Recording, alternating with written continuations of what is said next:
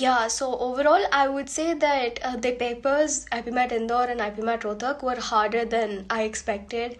And especially IPMAT Indore MCQs was slightly trickier than last year's, and I think any of the previous year's papers.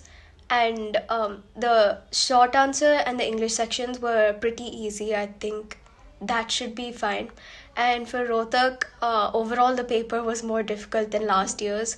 It was similar to the 2020 to 2021 papers, I would say. And time management, I guess Rohtak, you would have needed more time to get like an equal number of attempts as last year's. But for Indore, it was fine. English was manageable. MCQs was, again, the questions were lengthy and difficult, but short answers was fine. I'm actually attempting IPMAT again this year. I attempted it last year as well, and I found that last year's papers were easier.